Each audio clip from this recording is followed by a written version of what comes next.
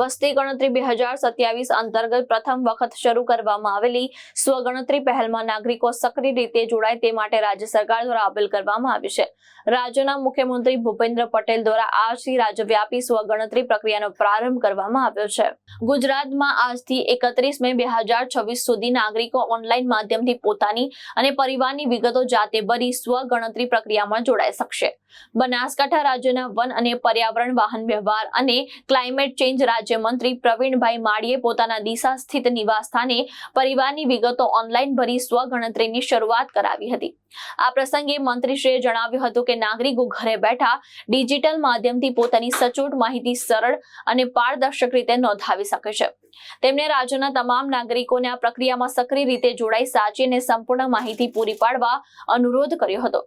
સરકારનું કહેવું છે કે વસ્તી ગણતરીમાંથી મળતી માહિતી ભવિષ્યની લોક કલ્યાણકારી યોજના, વિકાસના કાર્યો અને વહીવટી આયોજનમાં મહત્વપૂર્ણ સાબિત થશે। વસ્તી ગણતરી અંતર્ગત વસ્તી, સામાજિક, આર્થિક તેમજ આવાસ સંબંધિત માહિતી એકત્રિત કરવામાં આવશે। નાગરિકો સેલ્ફ એન્યુમરેશન પોર્ટલ પર જઈને જરૂરી માર્ગદર્શન સાથે પોતાની માહિતી ઓનલાઈન સબમિટ કરી શકશે। ઉલ્લેખનીય છે કે ગુજરાતમાં 17 થી 31 મે દરમિયાન સ્વગણતરી પ્રક્રિયા હાથ ધરાશે અને ત્યારબાદ 1 થી 30 જૂન દરમિયાન 1 લાખથી વધુ વસ્તી ગણતરી કર્મચારીઓ દ્વારા હાઉસ લિસ્ટિંગ ઓપરેશન હાથ ધરવામાં આવશે। નમસ્તે મિત્રો, આજે ભારત સરકાર દ્વારા અને રાજ્ય સરકારના સહયોગથી સેન્સસ એટલે વસ્તી ગણતરીનું શુભારંભ મેં જાતે પોતાના મોબાઈલથી હેડ ઓફ ધ ફેમિલી તરીકે, એટલે કે હું ઘરની અંદર કેટલા વ્યક્તિ રહીએ છીએ, કેટલા લોકો રહીએ છીએ, એની ડિટેલ જાતે જ મેં ભરી છે। સૌને વિનંતી કરું છું એ પ્રમાણે આપણે પોતાની ડિટેલ ભરીએ અને તે પછી કોઈ પણ એક રાજ્ય સરકારના કર્મચારી આપના ઘરે આવશે અને આપે એને માત્ર કન્ફર્મ કરવાનું છે। એટલે કોઈ વિગત આપે એવું નહીં, આપણે જાતે જ આપણી વિગતો ભરવાની છે અને એનું કન્ફર્મેશન માટે રાજ્ય સરકારના કોઈ કર્મચારી આવે એટલે આપણું કામ પૂર્ણ થાય।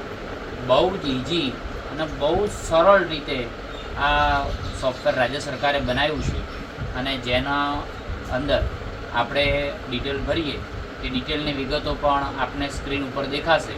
તો આપણે એ લિંકમાં જઈ અને જાતે જ આપણે આપણી વિગતો ઘરે બેઠા એક ઘરને એક વ્યક્તિ ડિટેલ ભરશે તો તમામ લોકોની વિગતો આવી જશે। એટલે સૌને વિનંતી કરું છું કે બહુ જ ઇઝી, માત્ર આપની 3 થી 4 મિનિટની અંદર તમામ ડિટેલો ભરી જાય એ પ્રમાણેની વ્યવસ્થા કરી છે।